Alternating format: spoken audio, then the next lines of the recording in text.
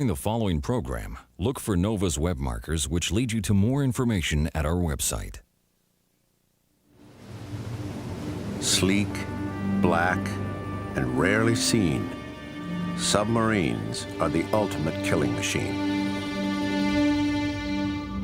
Prowling the depths, their torpedoes can threaten any ship at sea, their missiles, any city on land. Until recently, almost nobody knew the hidden history of their tragedies and triumphs.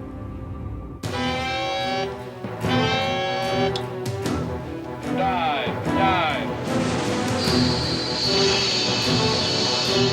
Excess of 20,000 yards controlling right. For 40 years, sub-crews lived on the front lines of the Cold War.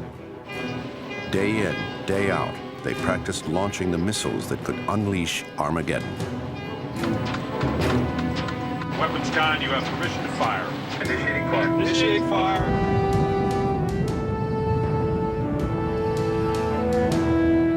A single missile-carrying submarine could rain down more destructive power than all the bombs used in World War II. As the United States struggled against the Soviets, it pushed submarine technology to its limits. Breakthroughs gave the West supremacy at sea, but missteps cost hundreds their lives. Even today, secrecy and rumor obscure what really took place. The world of operational submarines and the things that they did, it's like an iceberg. We know the very tip of it, and there's a huge 9/10 down below that we know nothing about. They just don't like to talk about it. But recently declassified film and documents are lifting the veil on tragic and mysterious submarine accidents and on the high-risk spy missions that helped win the Cold War. These are the secrets of the Cold War subs.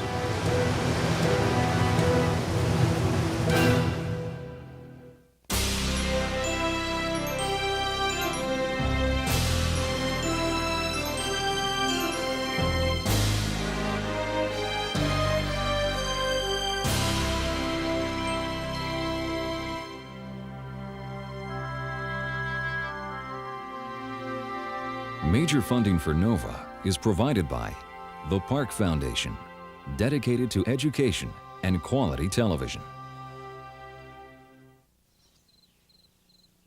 This program is funded in part by Northwestern Mutual Life, which has been protecting families and businesses for generations.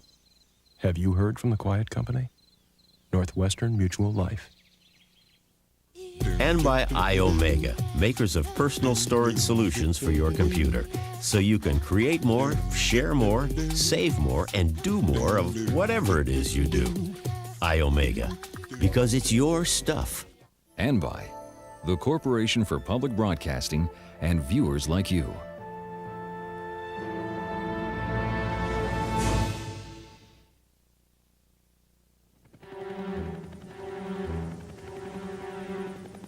As the Cold War heats up in the early 1950s, the growth of the Soviet Union's submarine fleet alarms American military analysts.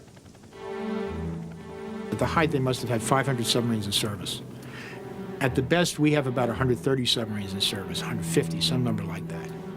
And the way that we make up for the lack of numbers is much better technology. We push the technology as hard as we can. American scientists' first great success is powering subs with nuclear reactors. Now, U.S. subs can stay under longer and range farther. Then, in the late 50s, they figure out how to fire ballistic missiles from subs. This gives the U.S. a huge advantage in the Cold War. A missile hidden in the deep ocean on a submarine is virtually unstoppable. But in short order, the Soviets are doing the same.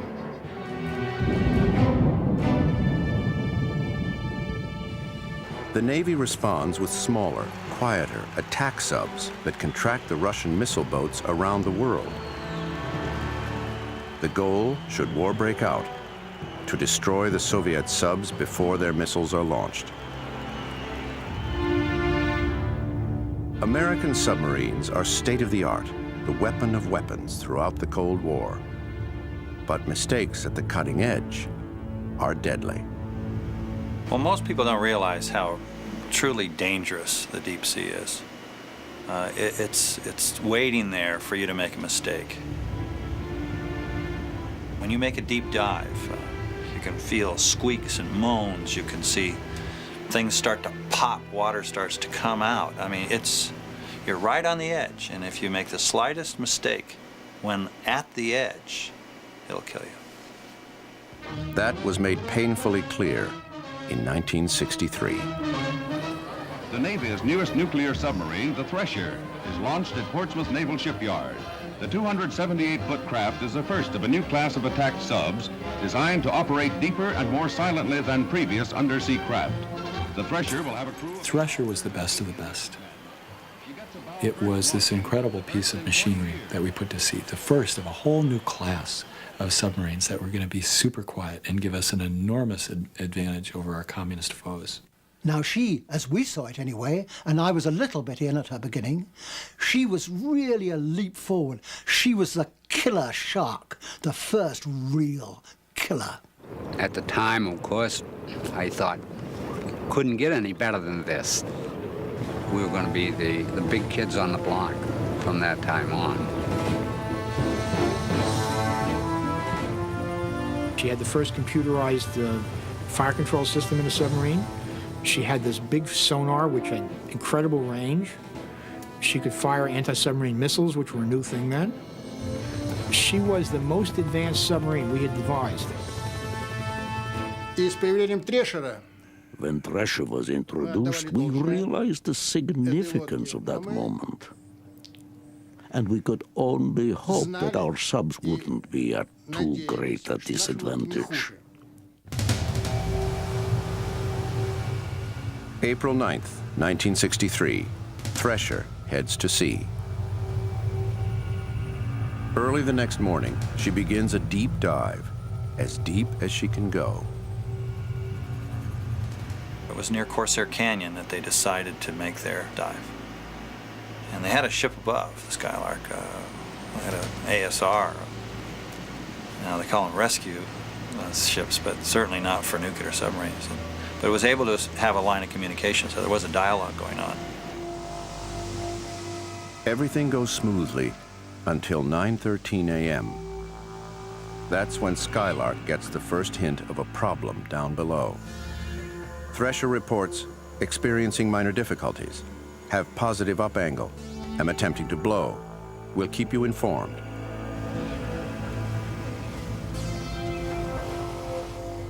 Three minutes later, there's a second transmission, garbled and unintelligible. It's followed by a low-frequency rumble. Then, silence.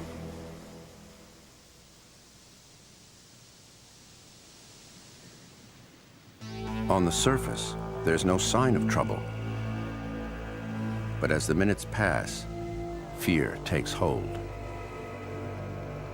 Will the 129 men on board Thresher ever see sunlight again?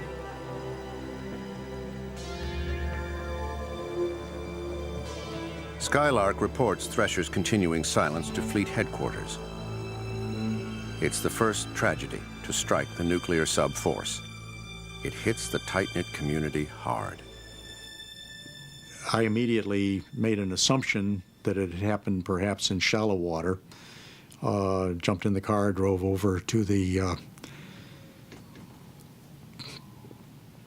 the development group headquarters.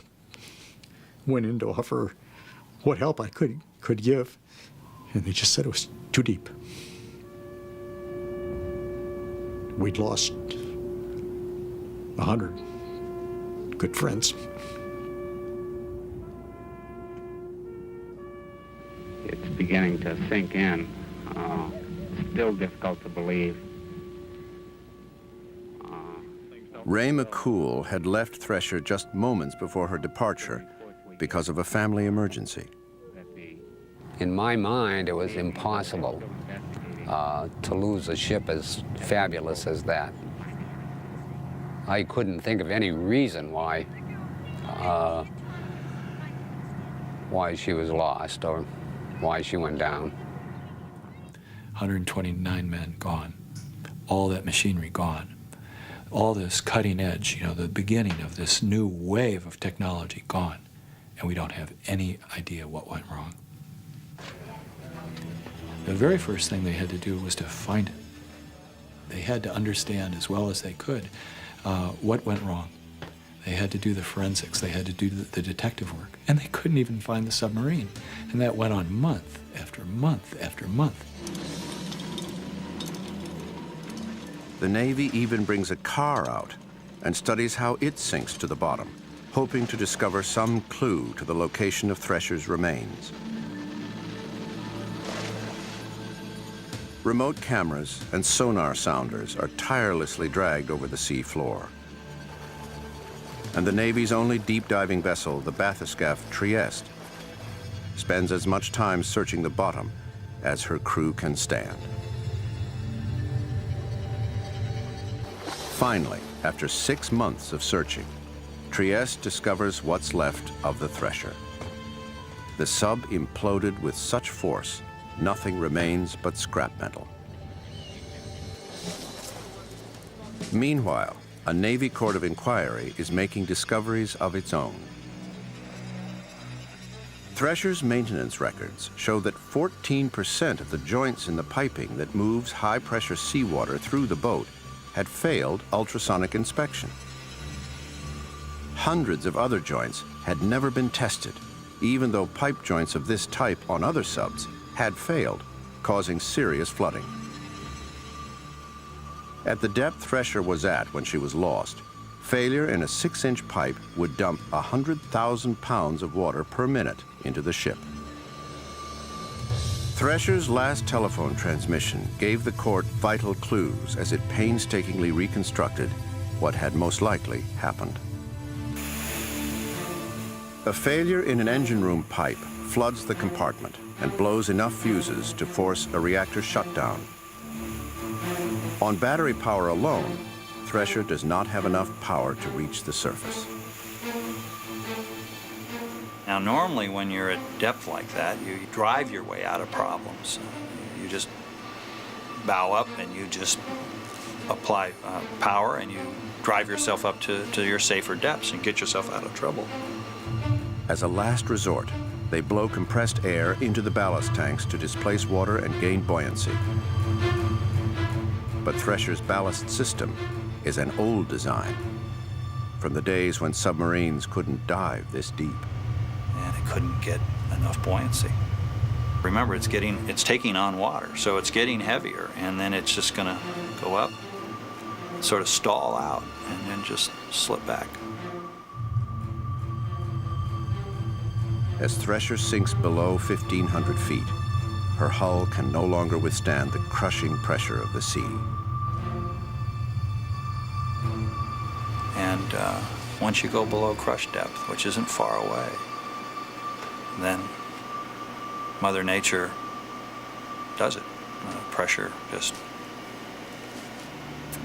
crushes that submarine, goes off like a bomb.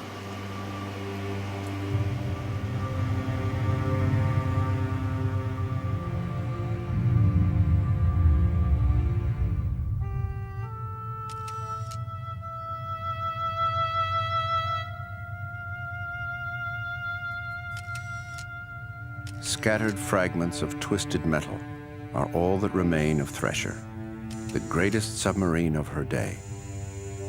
This footage was shot in the 1980s by Bob Ballard as part of a classified Navy effort to survey the debris. His cover story was his search for the Titanic. Coming in on the Thresher for the first time, it was eerie. It was very much like going to a battlefield or going to Pearl Harbor. Something horrible happened here, and a lot of people died. And you sense that.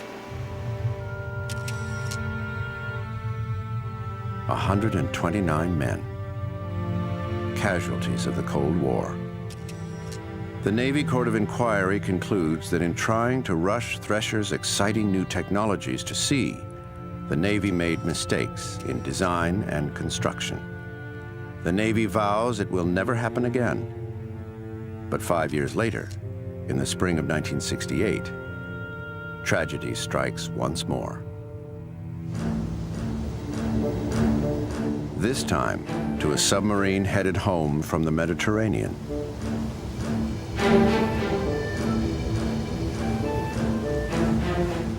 The nuclear attack submarine USS Scorpion, SSN 589, has been reported overdue at Norfolk.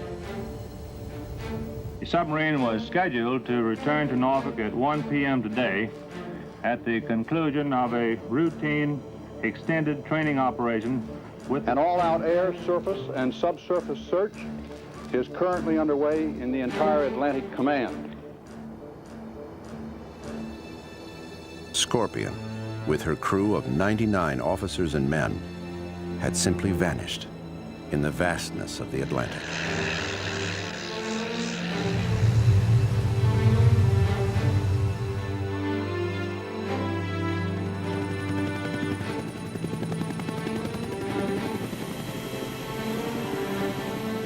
Among the searchers is a submariner who had transferred off the Scorpion just months before. I think deep inside that I knew it was futile. I think I really knew that there was no purpose in it. We had found out, you know, how long it had been since their last communication, and just figured something had to have happened. I don't, you know. Yeah. Hope springs eternal, right? Give me a minute, will you? After 10 days, the Navy declares the boat and all hands lost and presumed dead. It isn't until months after Scorpion's memorial service that the remains of the submarine are found. When they are, the Navy assures the public there's no evidence of hostile action, but the Navy will say no more. Whatever conclusions it reaches about the accident are classified.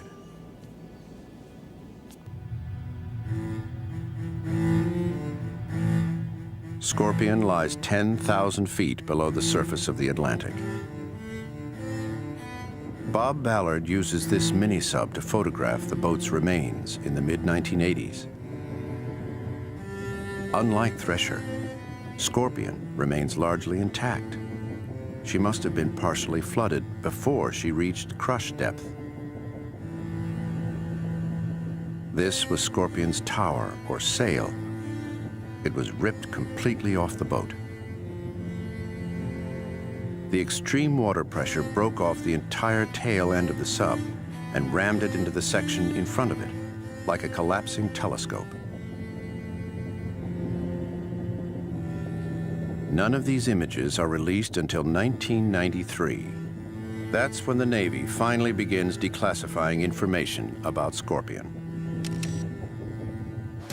Starting in the 1960s, the U.S. military built a massive underwater network of microphones used to detect Russian fleet movements and nuclear tests. These microphones were the key to locating Scorpion's remains.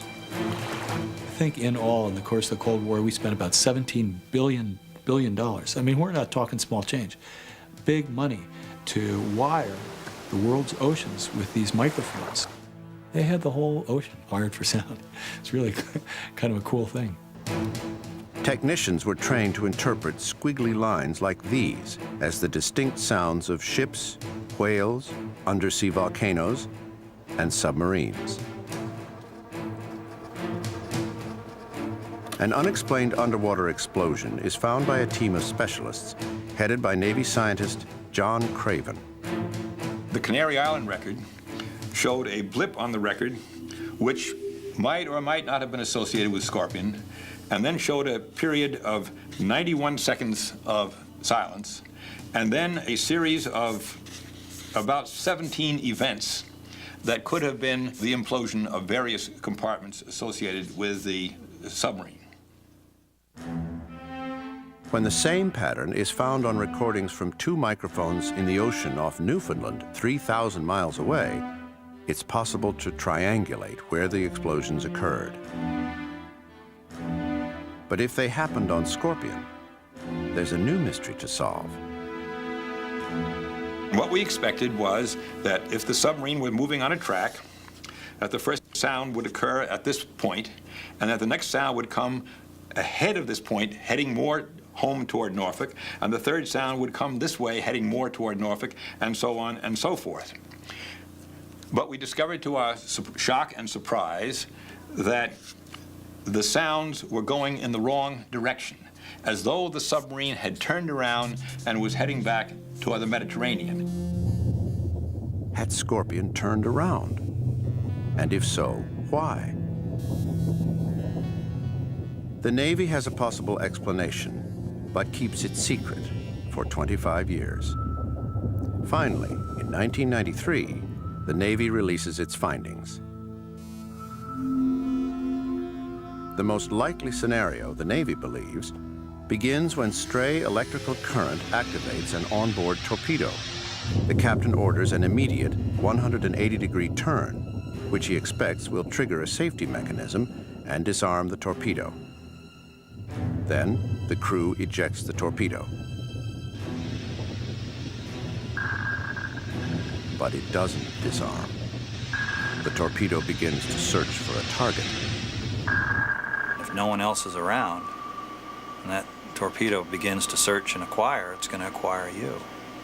They probably knew what was happening because they would have heard it coming, and they were a bit faster than the torpedo, so they would have had a chance, and I would imagine that they tried to outrun it.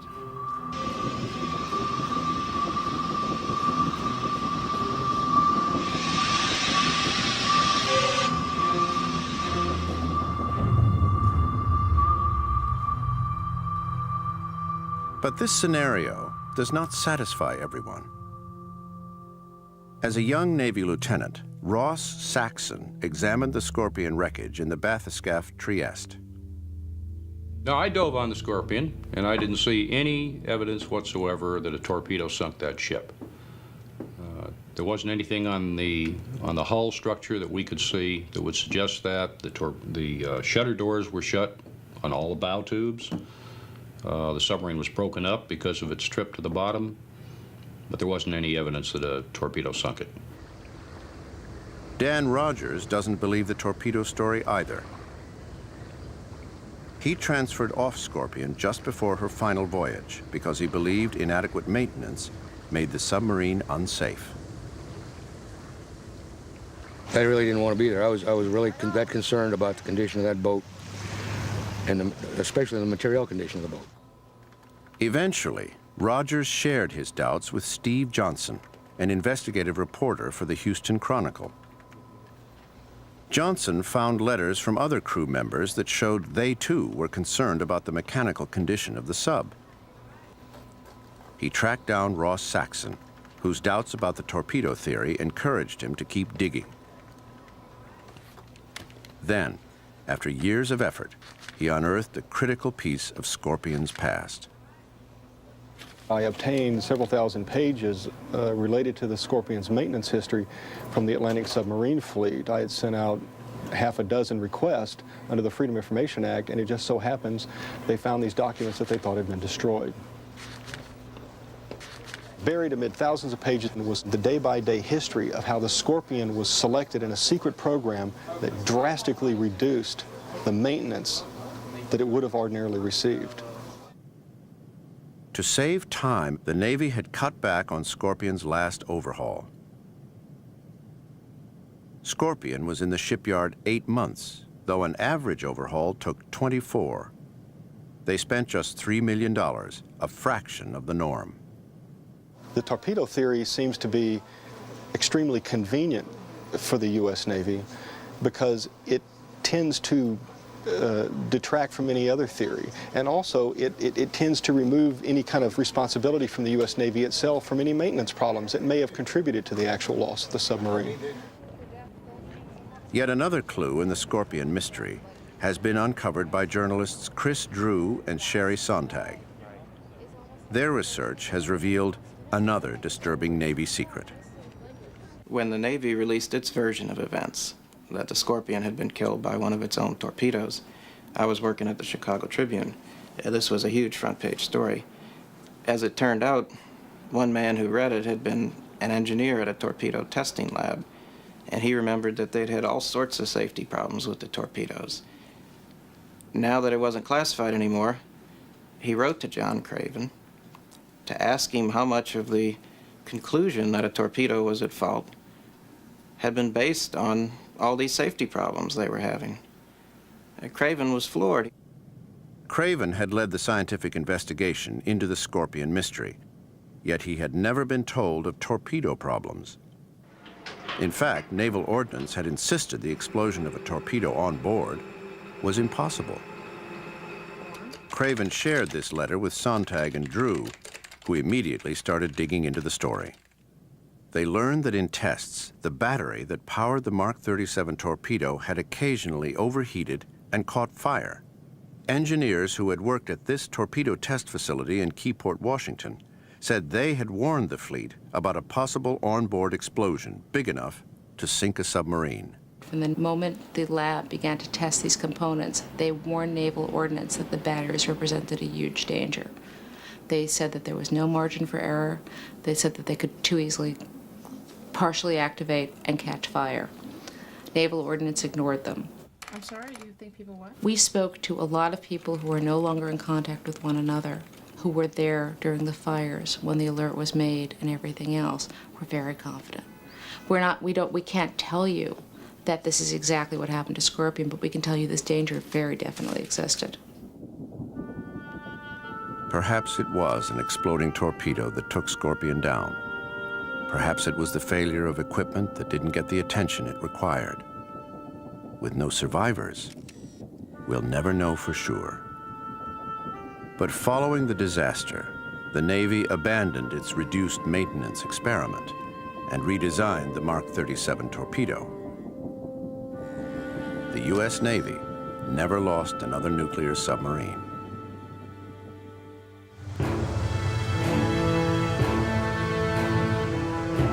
The Russians, on the other hand, struggling to match America's superior technology, lost at least 7 submarines. Each Soviet tragedy represented a potential intelligence goldmine for the West.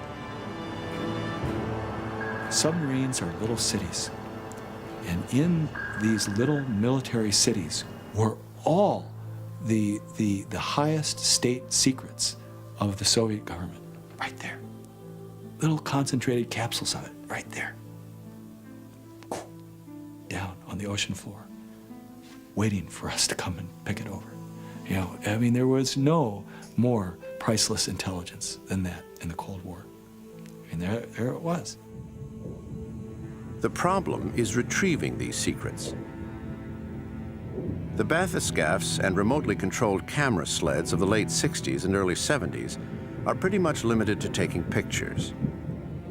In one sense, that's a source of reassurance for both sides.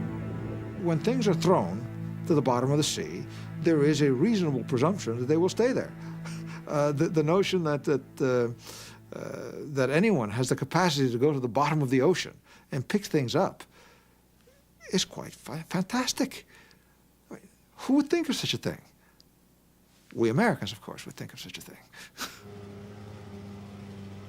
In 1974, Louisiana-born Wayne Collier, exhausted after 4 years of undercover work, quit the Justice Department. He went to work recruiting crewmen for an offshore mining venture. 2 months into his new job, he found out who he was really working for. We entered one floor, went into an insurance office, and a secret staircase up to another floor.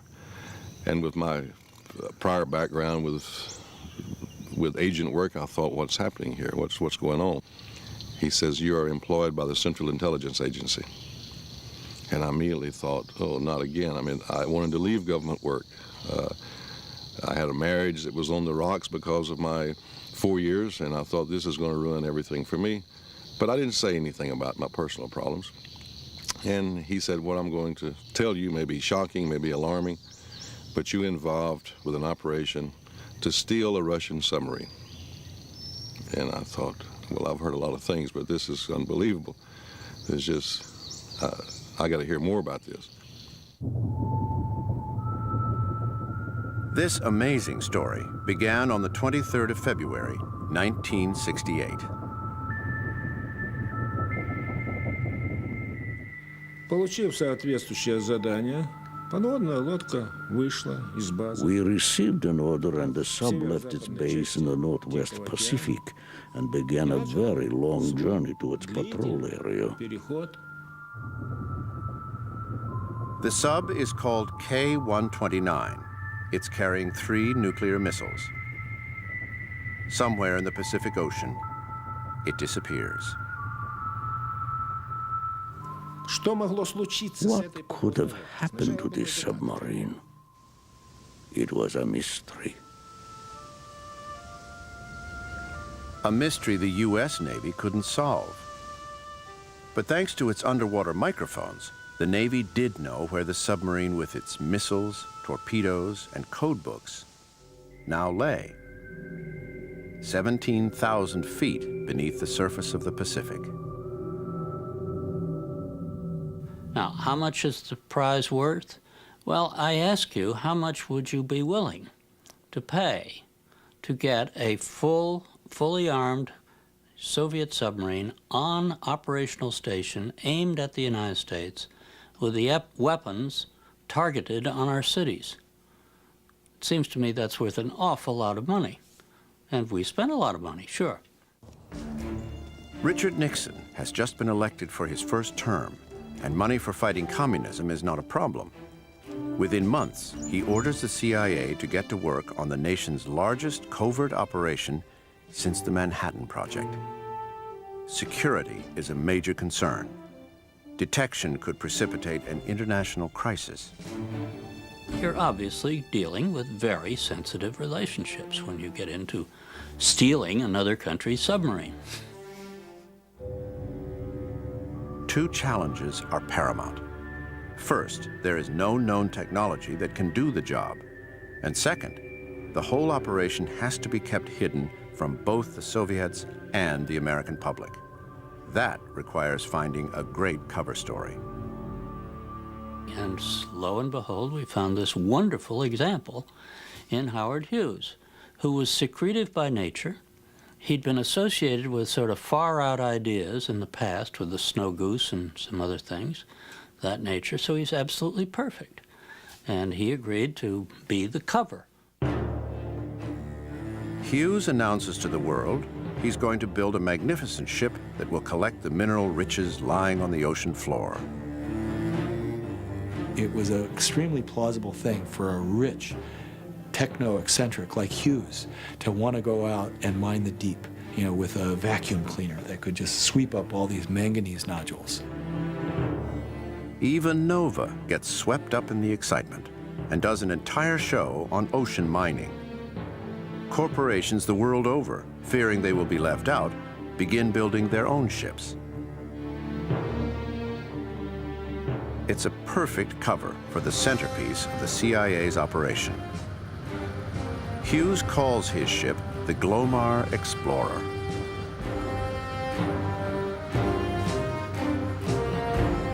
Everything about the ship is custom built. After all, no one has ever attempted to lift a sub from the floor of the deep ocean. The Glomar Explorer has 2 engines and multiple thrusters, so she can hold her position in high winds and seas. The middle of the ship is a single giant room with a floor that retracts, allowing access to the ocean below. 300 60-foot steel pipes will be strung together to lower a huge claw down to the Soviet sub. Together, claw, pipe, and flooded sub will weigh 15 million pounds.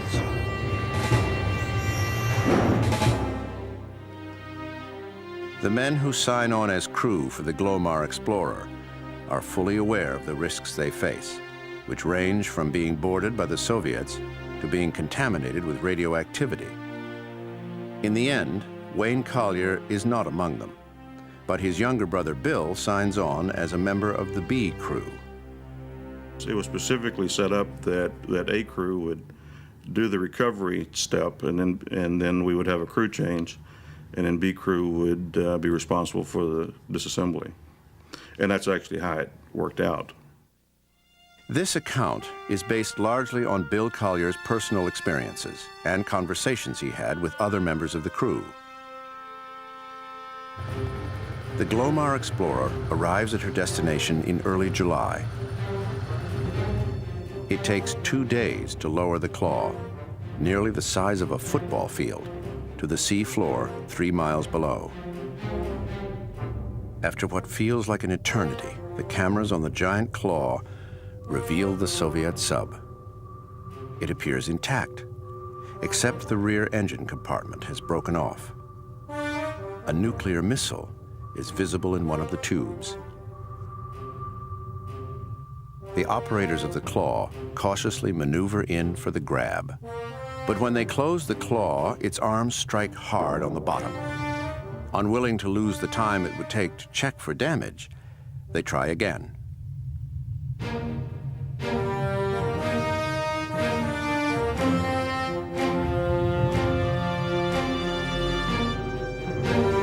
The tension is high as the long, slow lift begins.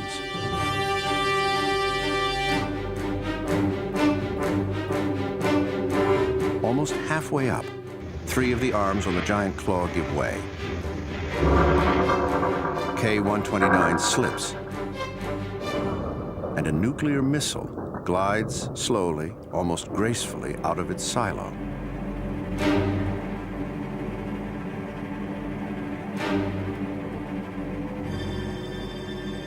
It will be traveling 80 miles per hour when it hits the ocean floor.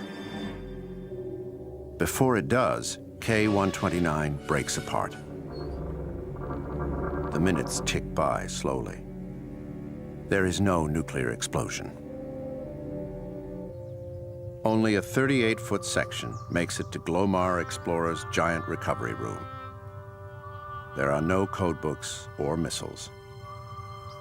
There are body parts. During the disassembly, we would find fingers, pieces of scalp, bones, but everybody looked at it quite solemnly and protected it as that.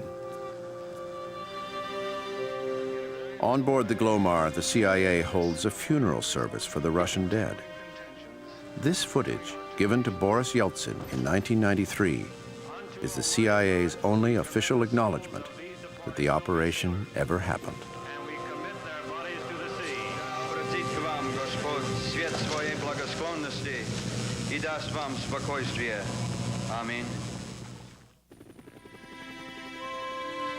As Glomar heads home, plans are made to return the following summer.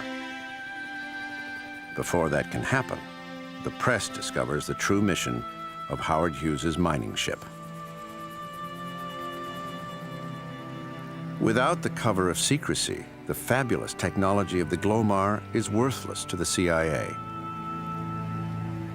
The world's most sophisticated ocean mining vessel spends the next 25 years in the Navy's mothball fleet. The investment made in this single operation speaks volumes about how threatening Soviet subs were to the West. But in the end, it wasn't big operations like this that provided the most valuable intelligence. That was gathered by American submarines themselves. Every American submarine, at one time or another, was engaged in spying. I would be sent out for 2 months with an operation order, giving me a large piece of territory in a very hot spot, and basically with instructions to find out what I could. This could mean listening to Soviet fleet radio transmissions or watching and photographing Soviet naval exercises. It could mean getting close enough to a Soviet missile sub to record in detail all the noises it makes.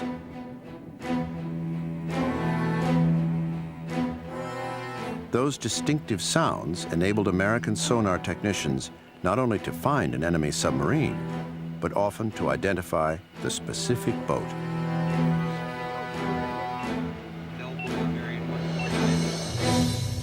When they sent their submarines out on patrol, we would try to latch on, follow them, make sure we knew what their patterns were. Sometimes the situations can get a little bit tense. You were trying very carefully to avoid having the tables turned on you, having a submarine that you're trailing suddenly turn around and hit right back at you. American submarine commanders called that particular maneuver Crazy Ivan. Without any warning, a Soviet submarine would just make a huge loop and come roaring back at a high speed. And if you were behind it, watch out. Most American submarines don't turn tail and run when that happens.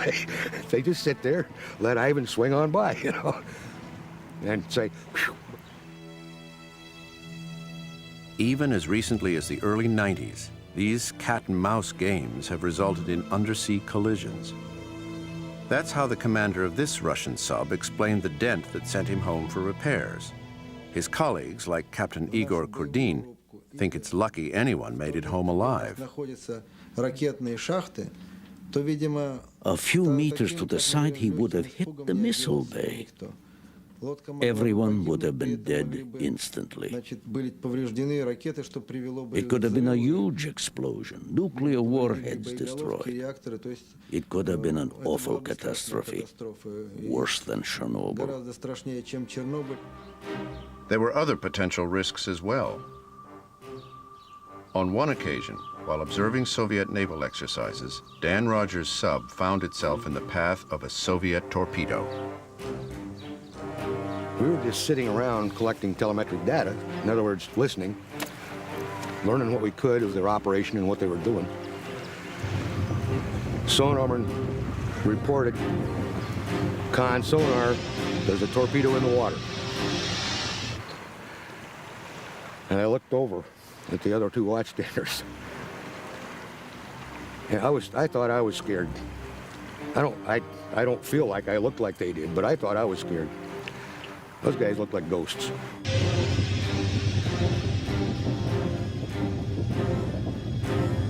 The only choice was to try and outrun the Soviet torpedo. There isn't another damn thing you can do once you get past that point, except ride the boat.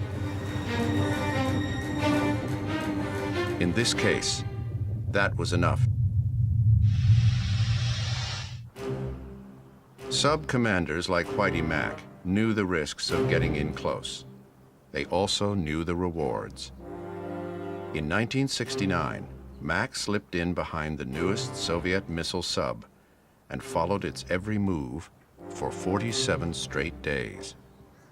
Every 90 minutes he changed course. It was not 89 minutes or 91 minutes, exactly 90 minutes. And that's the longest I slept for the whole time.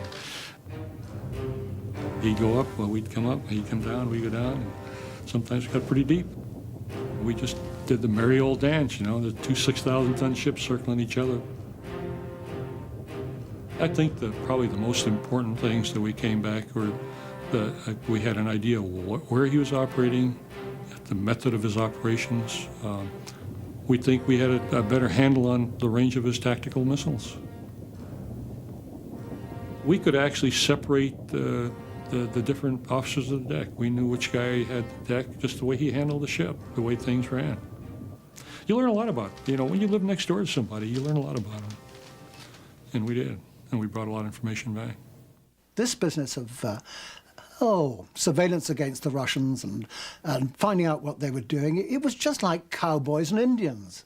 And latterly, as it got more sophisticated, it was a bit more like three-dimensional chess, but with that added spur to it, knowing that somebody might be nudging up your backside any minute and really being quite nasty about it. Sometimes, spying on the other side led submarines into places they weren't supposed to be, a fact both sides, to this day, officially deny. Я вам только одно скажу, что наши подводные лодки Our submarines, diesel and nuclear, never entered American territorial waters. We had a strict order not to come closer than 50 miles. The orders were quite clear. Thou shalt not trespass. And were those orders ever trespassed themselves? I can't answer that question. I can't possibly. You might get somebody in the United States Navy to answer it. I don't know. I can't. I should just leave it. Thou shalt not trespass if I was you. And if somebody wants to give a nudge and a wink, well, that's up to them. But, Look, in the '60s, I was training with the SEALs. I was in the Navy. I was training with the SEALs, and some of my colleagues had been in the sewers of Hanoi, delivered by subs. They'd swum up the sewers.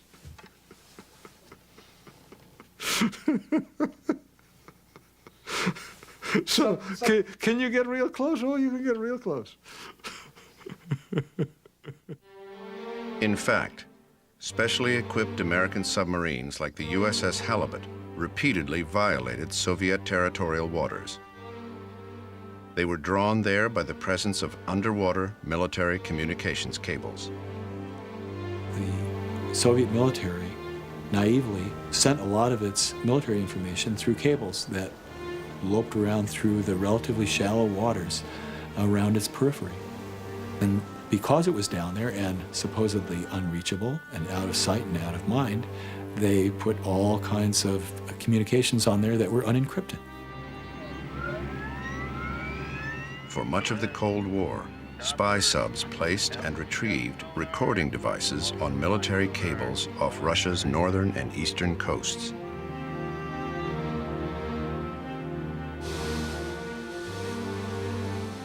Much of the cost of developing the equipment that made this possible was hidden in the Navy's program to develop deep-sea rescue submarines, called DSRVs.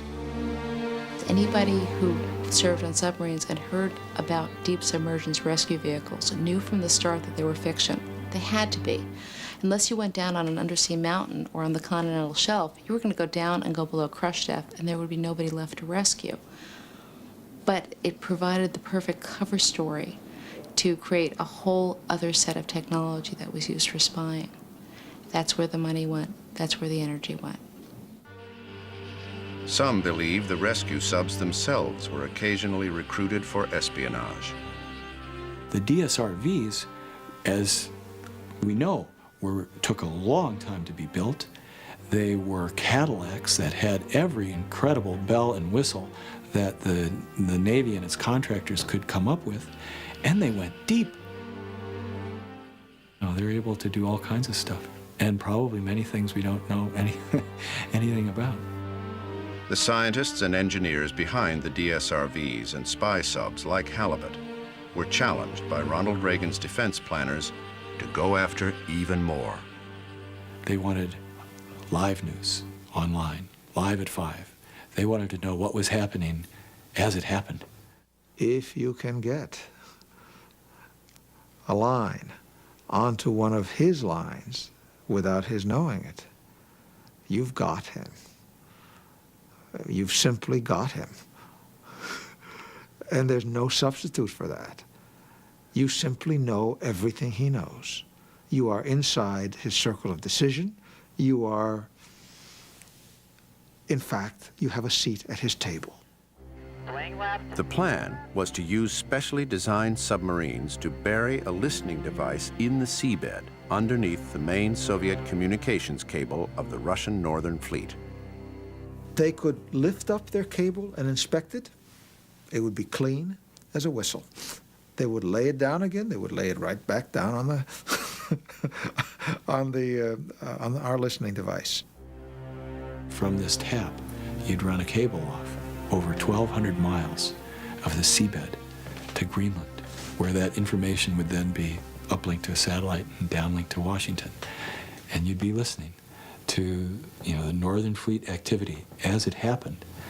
And the Northern Fleet would be involved in any World War III scenario.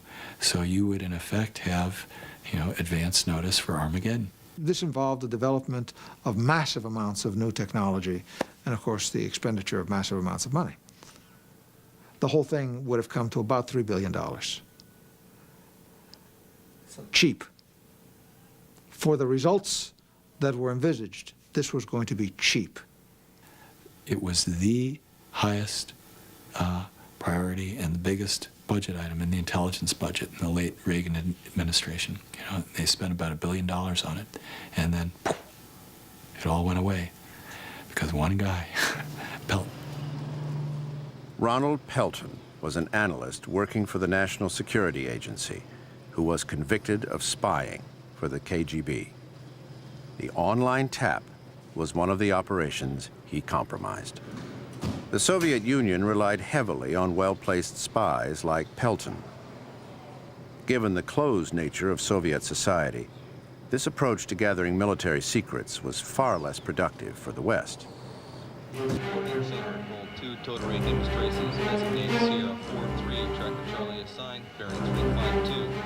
What we did have was technology.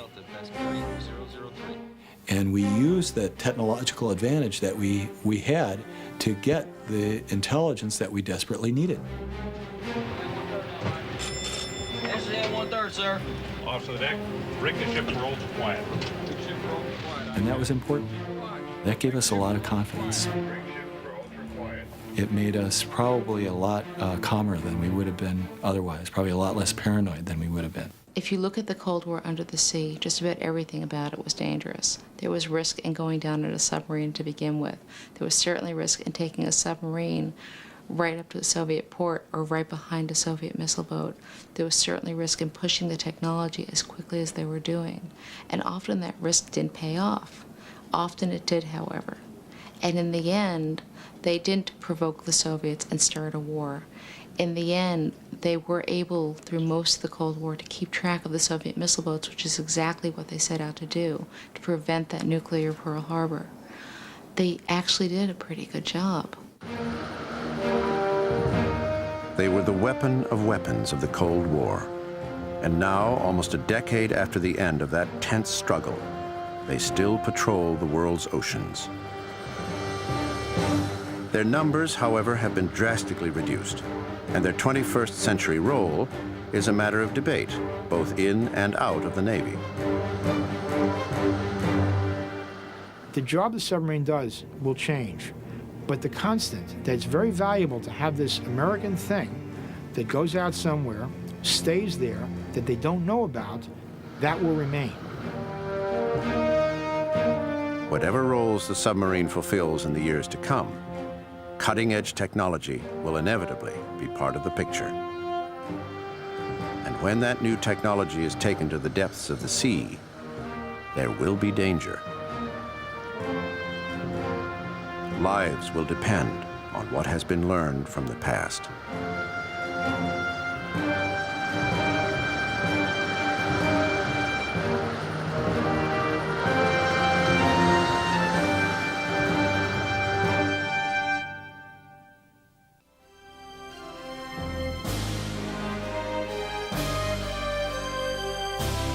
Navy subs have a new mission, exploring everything from Roman shipwrecks to the Arctic ice cap. NOVA's website takes you there at www.pbs.org.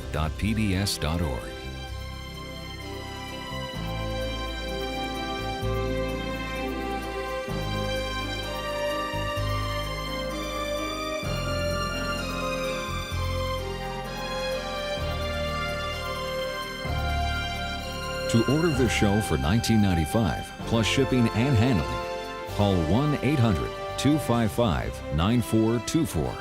And to learn more about how science can solve the mysteries of our world, ask about our many other NOVA videos.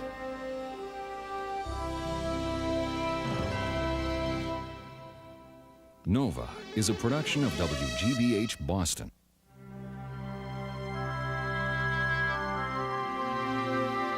Major funding for NOVA is provided by the Park Foundation, dedicated to education and quality television.